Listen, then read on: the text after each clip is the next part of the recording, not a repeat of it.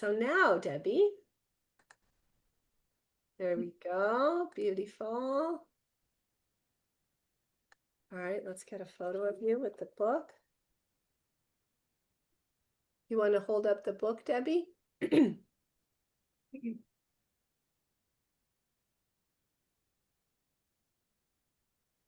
Debbie, do you have a copy of the book you can hold up? Just a second. Muted. There you are. Sorry about that, Laura. You're good. I am You're good. on. Okay. Just, oh, it's on your iPad. Love it. That's a great idea. Okay, gotcha. Got it. Okay. Beautiful. Okay, so now I'm going to add myself back in. So, well, my goodness. Another powerful story. So your story is about when you were in college, you were 19, right? And you decided to do a semester abroad in Lagos, correct?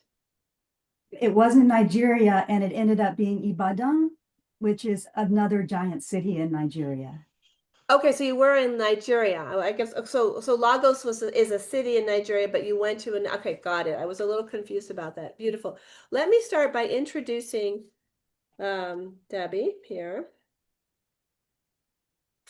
So Debbie Klein, her story is called Welcome and Good Luck: My Immersion and Awakening in Nigeria. Let me read your bio. And there's a beautiful photo of you dancing.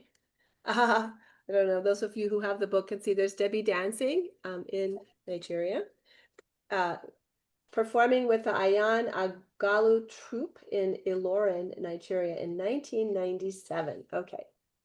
Debbie Klein, PhD, is a cultural anthropologist and a professor who has taught at Gavilan College in Gilroy community for over 2 decades.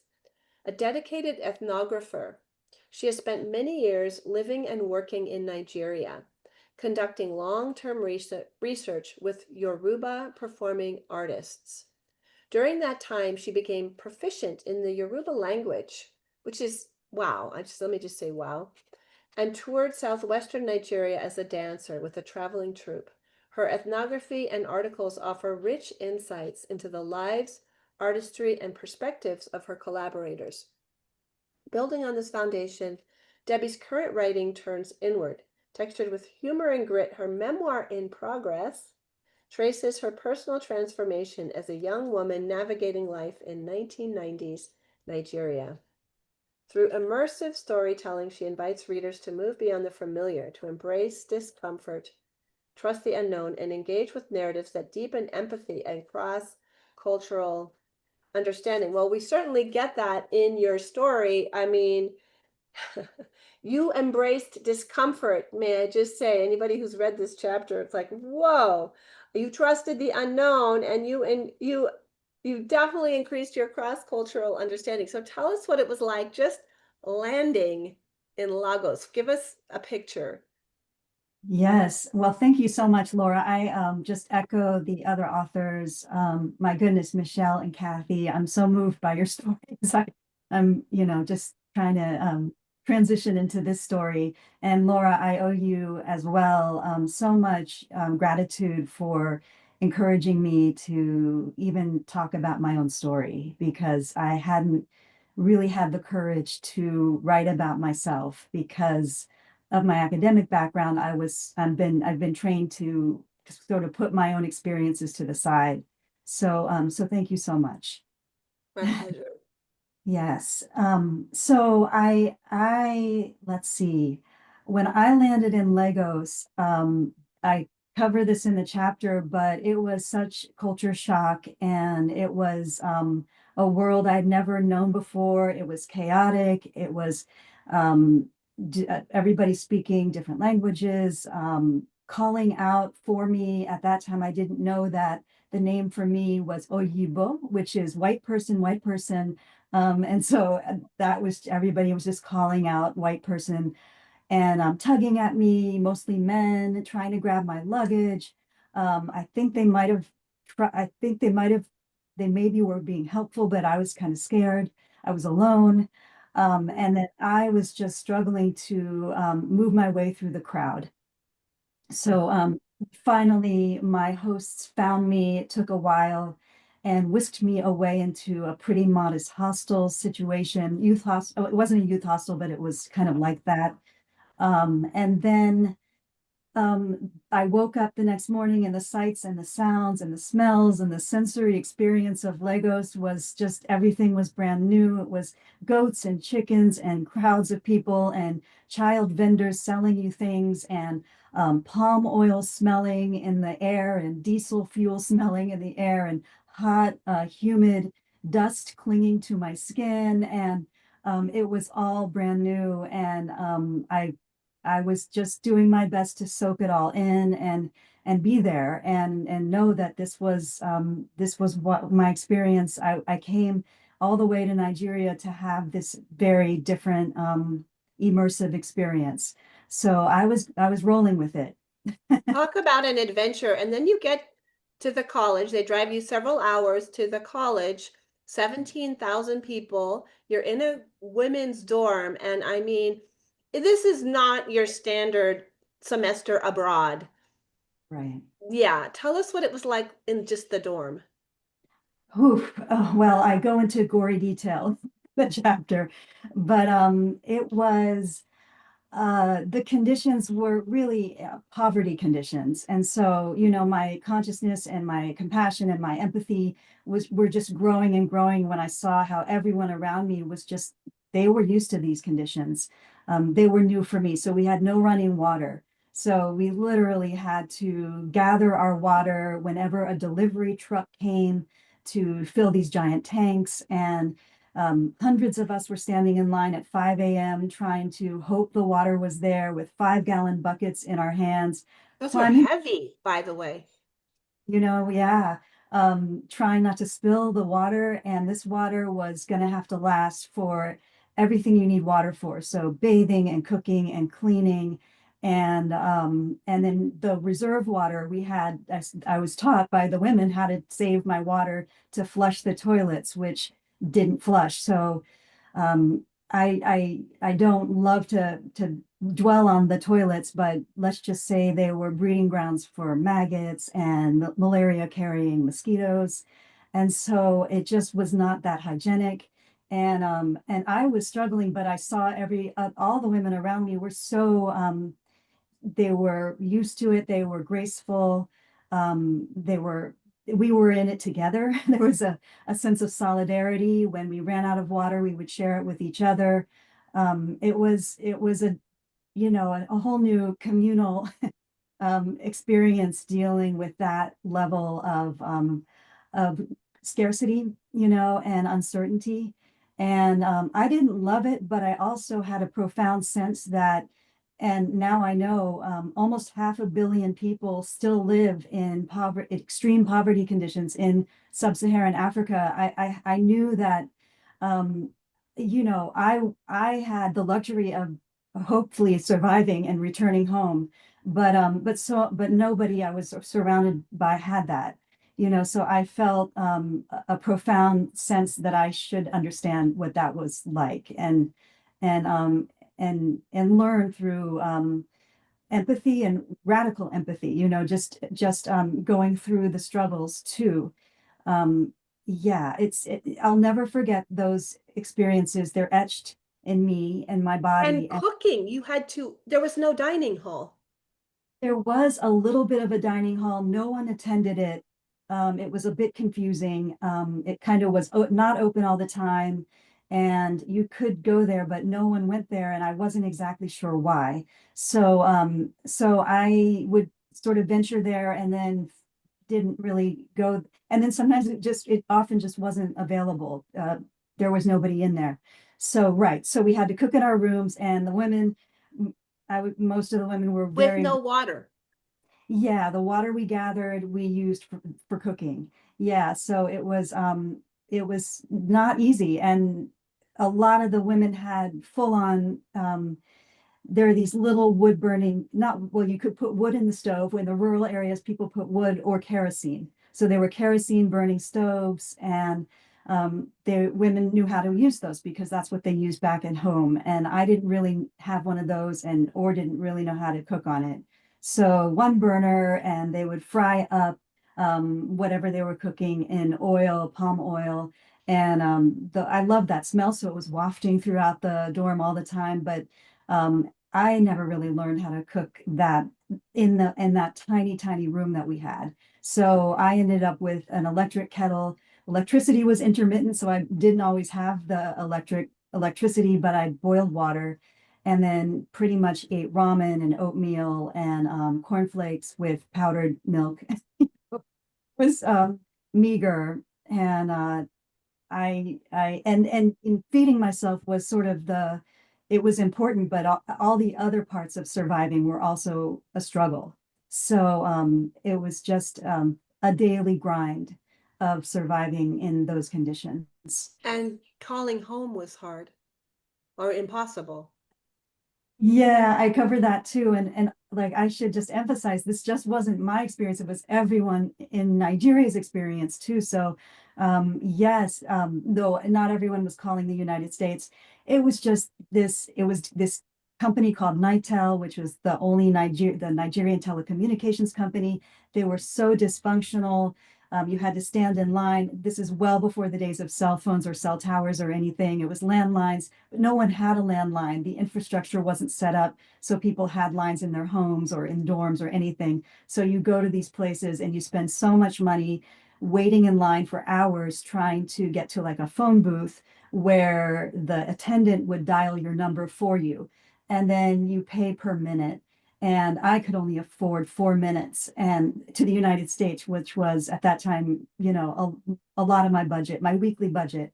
And so but it was, and often the calls did not go through. And then the other part of it is there was no way to tell my family on the other end that I was going to call that day. So I had to hope that they were around to pick up the call. So it was a struggle just to make contact. And that was another piece of my experience where I just realized I'm here right now, I'm present, and I have to let go of being able to contact anybody I at want to home. just pause before we go on. This story is so, yeah, it's intense. I mean, I've been in places like this, in the Gandhian University in Ahmedabad, in India, Mm. Guatemalan refugee camps, where there was no running water, or very different, but not for more than a few nights. And so to choose to go to college that way, I don't know. There's something inside of me that wants to just really drop into that experience of you were putting yourself there so fully. You were not staying in a special dorm with special water or a backup power generator. When the power was out, you had no fan. I mean, and it was hot. And I think you said you were grimy and you really couldn't shower, just the dust. Um, just I think I just want to get inside the mindset of a 19-year-old choosing to be that way for for many months. You were there for originally for 3 or 4 months, or how long were you planning on Oh, staying? it was a year. It A was, year. A year. it Yeah. was a- And I mean, I did not know there was colleges without running water until I read your story. yeah. And when I was in Ahmedabad at the university, I was staying with a faculty member. Their dorms might not have had running water. I had never thought about that till I read your story. Um, just what, and then plus there was a lot of was it prostitution or sugar dadding going on Yes. with your Yes. all the women in the dorm? Wow. Yeah. I mean, the level of gender inequality, sexism, misogyny, all the things that as a woman I knew about from growing up as a woman in the South, where I grew up in Florida, was on a whole other level here in Nigeria where I was. And so women were at university, one of their hopes was to meet someone, mostly men, who would be able to care for them, provide for them, some way to sustain themselves while they were in the university and then beyond. And so this sugar daddy culture is still rampant. It's still huge. It's well documented, and it's the stuff of movies and stuff. but it was right in my dorm, Queens Hall, and right outside the dorm, there was a little circular driveway where every Friday and Saturday night, the men, mostly in Benzes or Mercedes, would circle the driveway looking for the most beautiful woman or women who were kind of waiting to get picked up by these men. And it happened a lot, and I didn't know anything about that until I witnessed it. And I tell a story in the chapter about where I see the dates happening. The men and these women in my dorm were at a place where I found in town, and I kind of discovered where the men would take the women to kind of wine and dine them. And yeah, I asked my best friend Kende, who was in the dorm, what is this happening? And she laughed and she didn't think anything of it. It was sort of one way women survived. Uh-huh. Right. And then you got malaria, a Yeah. bad case. If Yeah. there My is first, even such a first, light case, you got malaria. yeah. Sorry, what was that? Well, just tell us, what was that like? How did you yes. survive? Yeah, yeah, yeah. I didn't know what was happening to my body. And so many people here on the call, I'm sure if you felt, you were sick and didn't know what was happening, it was a mix of weakness and fever and chills and not and being dizzy and not being able to move. And but it came upon me while I was kind of in class, far, far away from my room. So I didn't know what was happening, and I found a place to just. I needed a bathroom. I also needed to use the bathroom, and I didn't. It was so everything in my body felt unfamiliar and scary, and I didn't really know who to talk to about it. I was kind of embarrassed. I was that age of not really wanting to be a burden or anything. So I found a spot, lay on the ground, and then started, I think, hallucinating. No, I was at this place where these beautiful statues of the Yoruba Orisha, the Shango, Oshun, they were above me, and I was kind of looking up at them, and it was like nothing else I've ever experienced since. And then I got myself on my feet, got myself to my dorm, and my roommate came back and found me. I was sort of had lost consciousness at that point. And then thankfully, my roommate and other friends went way into town, which is quite a journey, a 45-minute or an hour, got our Dr. Gupta or their Dr. Gupta, who was awesome. And then she came all the way to my dorm, and I don't remember any of this. And they transported me to a place I didn't even know existed in town, which was the United States Information Service residents, the USIS couple, and they were living in Ibadan in the city, doing the things that like diplomats might do. But I never met them and didn't even know of them. But they took me in and nursed me back to health for a few days, which I don't remember.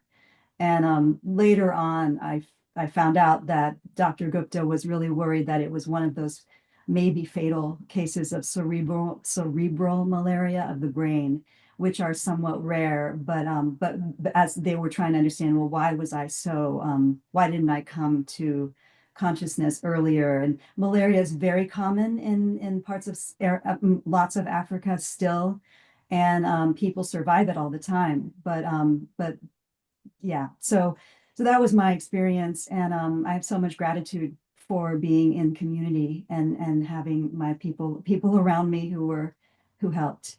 Yeah. So if all of you would put some love for Debbie into the chat, that would be amazing. We're wrapping up, and I'll just say the chapter ends with the university going on strike because of financial pressures, political collapse, and your professor from the US coming over to get you and saying you need to come home, and you saying, no, I'm staying. After the malaria and after the university had gone through a strike, and who knew what was going to happen, and the professor said, we can't vouch for your safety anymore, you need to come home, and you said, no, I'm staying. So just tell us that moment, and then we'll wrap it up. Yeah, the what we've talked about so far was all the struggles of life, everyday life. But the truth was that I loved so much about living in Nigeria, including people and the culture and the language. I just felt like I was getting started, and I really yearned for this for learning more about people and culture there. And I was on my way. It took me 10 months or so to finally get to the town where the artists I learned about back home were living. They're Bata artists. They play these drums and singing and dancing, and I hadn't gotten to them yet. And I really wanted to go meet them, and I had a little connection to them, and I wanted to learn how to dance, and that's what I ended up, and also just live in that setting. And so I was determined to to Yeah, I get would say, I would so call that determined. what I would call you determined. I mean, I'm determined to stay. I've had malaria, almost died. The university, who knows if it's even going to stay open? There's no water even when it is open.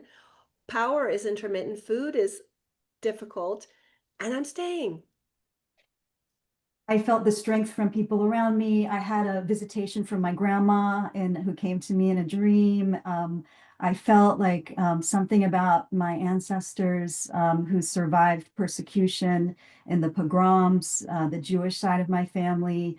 I felt connected to my history, and just I was really I just knew I was supposed to stay. Yeah, and it has, obviously now here you are an ethnographer, a professor. Okay, so we're getting, let's see. Shantae said the only two things you can't avoid. That's what death and taxes are. Okay, Lisa. Yay, Deb. Lisa, how gross, desperate, and dangerous. I guess she's maybe talking back about some of the conditions. And there's a lot of people that still live that way. Yeah. Um, Hyla, your story is so amazing. Debbie, thank you for sharing. Lisa, what a moving story of courage, strength, determination, curiosity, and empathy. And you survived to tell it. Well done. Kathy, wow, how courageous of you. Your story is very powerful. Michelle, Debbie, wow, your story is powerful and such a profound early initiation into your life. Shantae, congrats on your story, your courage to stay and dance. 100%. Yeah, I love it. She stayed and danced. You got to I do it. love yes, your play. Yeah, it is your way of playing. So we're going to go into breakout rooms now. What I encourage you to do is to think about, we've had this story from Michelle. She talked about losing her daughter, recovering from addiction. We had the story from Kathy losing her husband and realizing she could separate her financial future from the way they had been living financially. And Debbie, at a 19 years old, saying, I'm going to Nigeria and I'm staying even after I've almost died and things are maybe getting worse here at this university. So, or less predictable, definitely, with the strikes and things like that. So, please share what is touching you and how you might apply it in your own life. And we're going to do 3 minutes per person in your group. Most of the groups will have three, some might have four. You'll have a little less time, minute to get in, minute to get out. So that's going to come out to around 12 minutes. And I'm opening the rooms. You do need to accept the invitation. Here we go. All right, well, welcome back. If you would just be willing to pop into the chat what you got out of somebody else's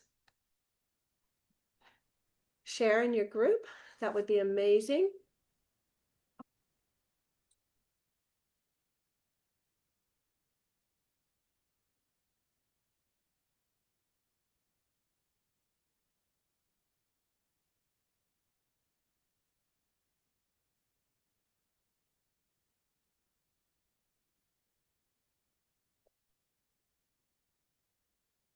All right, they're back. If you would pop into the chat what you got out of somebody else's share, and then we'll say goodbye. Michelle, beautiful connection and conversations. Love it.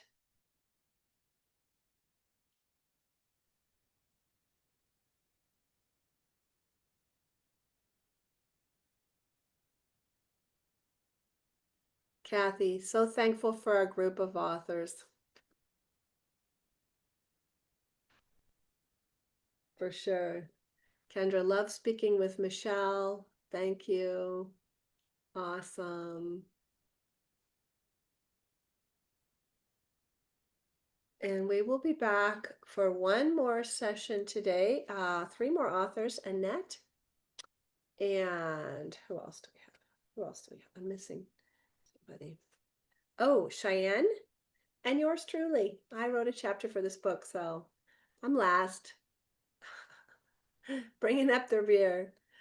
Michelle says, thank you, Kendra. Nice to meet you, Lisa. Nice to meet you too, Lisa. Kyla says, powerful sisterhood, celebrating what a catalyst you are. Laura, I love being a catalyst. Yes, I do. Yes. Debbie, thank you, Camilla and Charlotte, for talking with me about Nigeria and the Orissa. Michelle, hi, Charlotte. Thanks for being here. Okay, ladies, we'll be back in an hour and 10 minutes at the bottom of the next hour. So that's 1:30 Pacific, 4:30 Eastern. Namaste. Bye.